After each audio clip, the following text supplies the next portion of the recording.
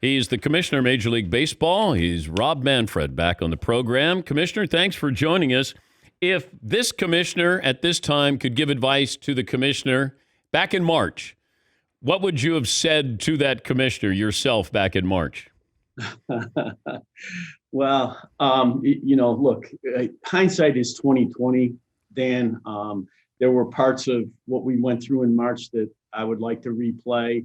Obviously, I hate any situation where we have a disagreement with the Players Association that gets public.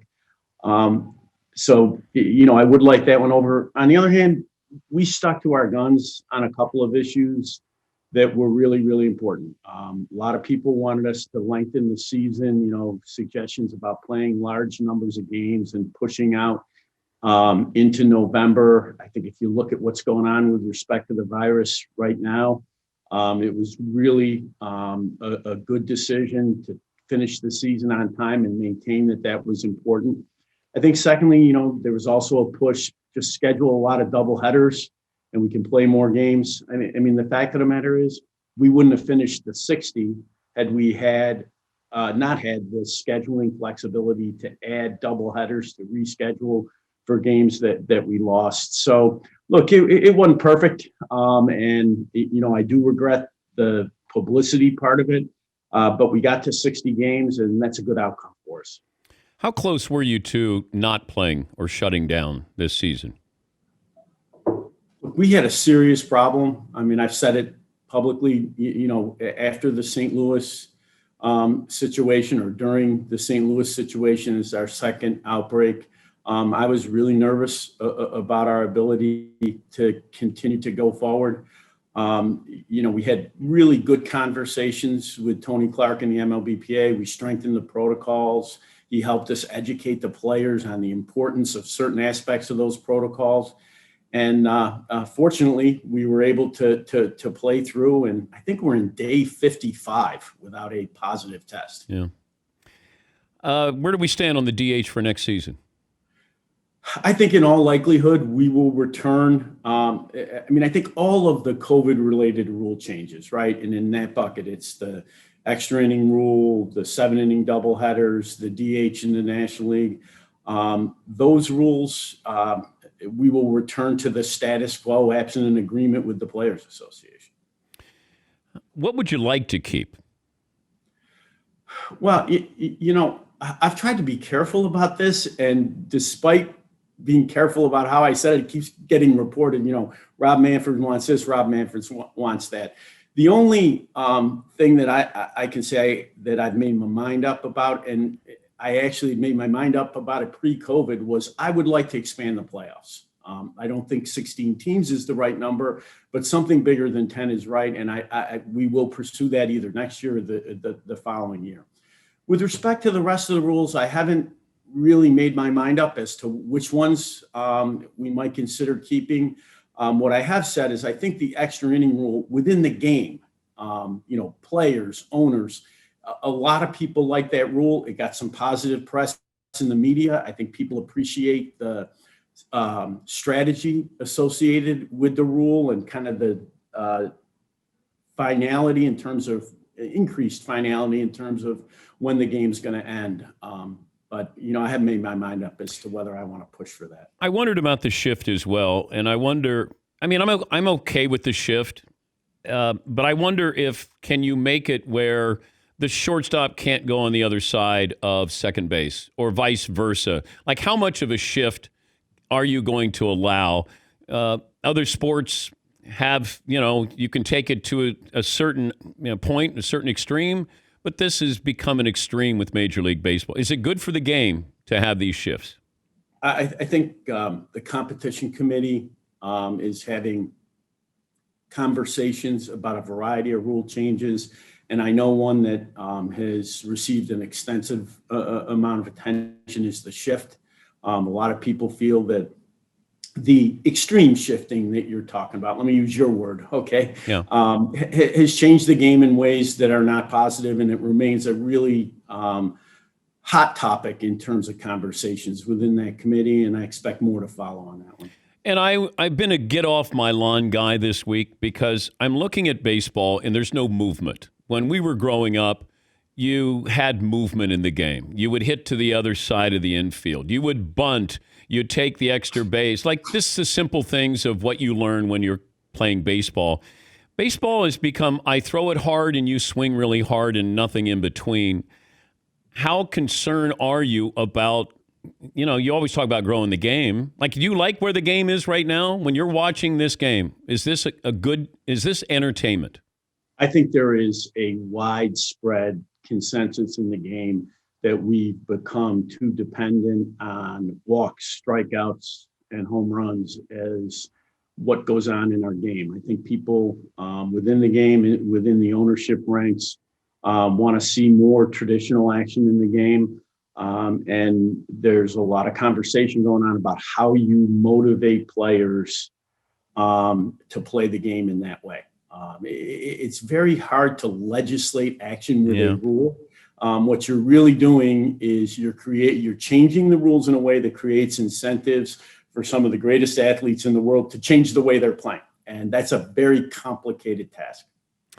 I get that. I just worry about the game. If I'm 11 or 12 or 13, I would have no interest in this. I don't think. I would watch highlights. I wouldn't watch games. And I don't know if you're finding that out, that, this is entertain me now. I'm not in it for the long haul. And so you're losing, I think, another generation fan base.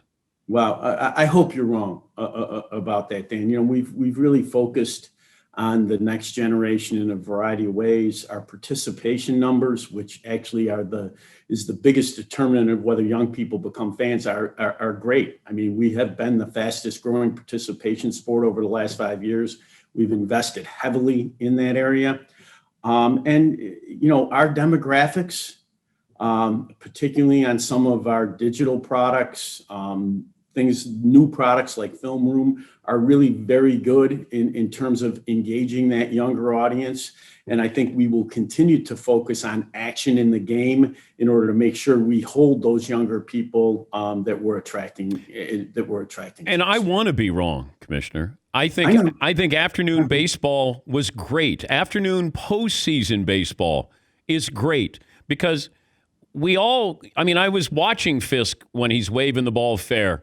Gibson hits the home run against Eck. I was able, you're staying up to watch those games. I just feel like, kids today, start time might not be able to stay up. Games take a lot longer.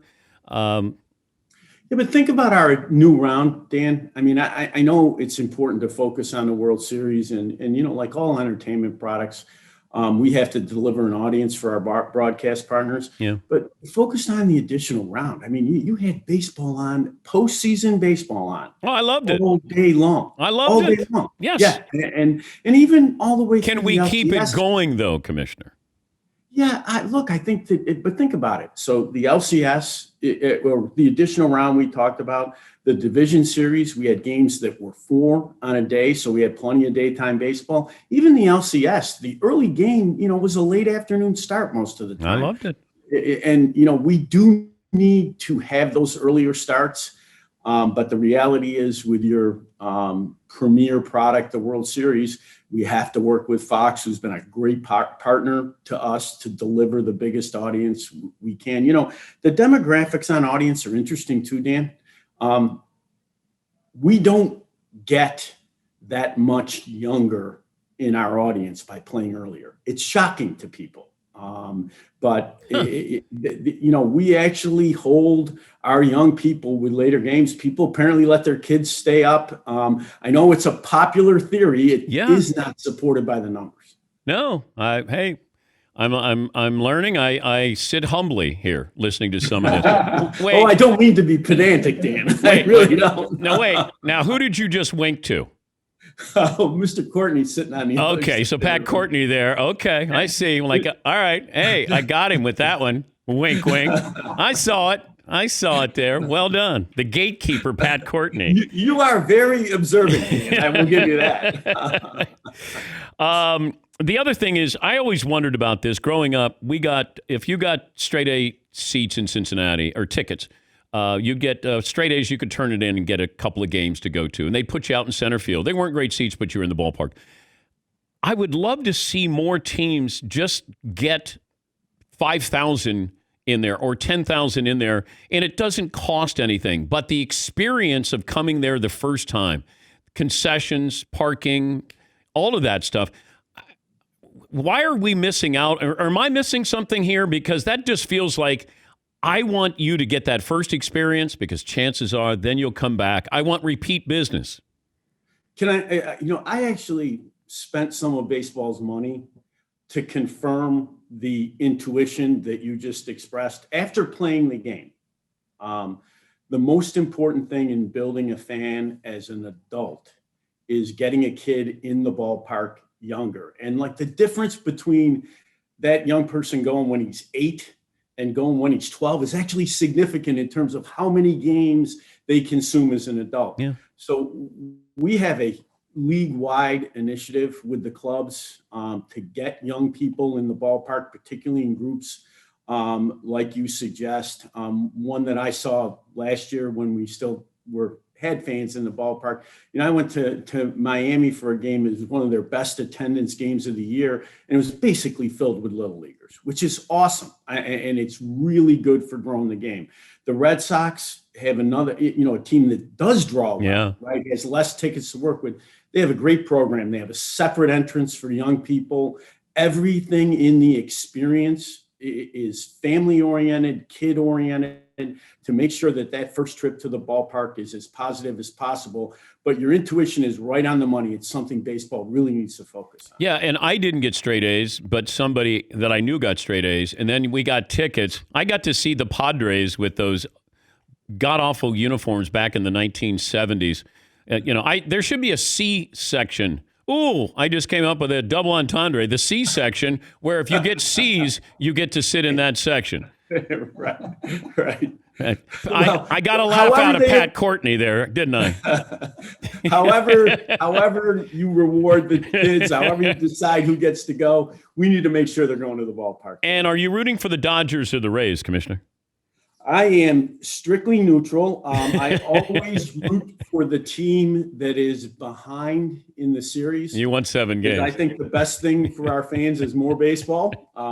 So I wrote to the owner of the Rays yesterday morning. I said, I like nothing better than a gritty team who wins the second game to tie the series at 1-1. Take a victory lap. You did a great job. You hung in there. You limped towards the finish line in the regular season. You fouled off a lot of pitches, but you're going to pull this off. Yeah, well, you know what? I think it's a good thing for the game.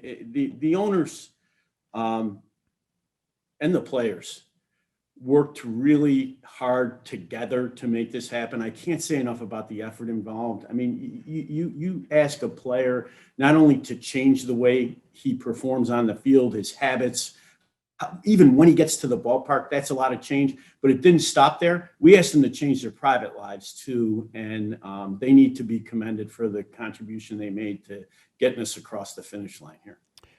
Well, hopefully we get 5 more games. You'd be happy with that, right?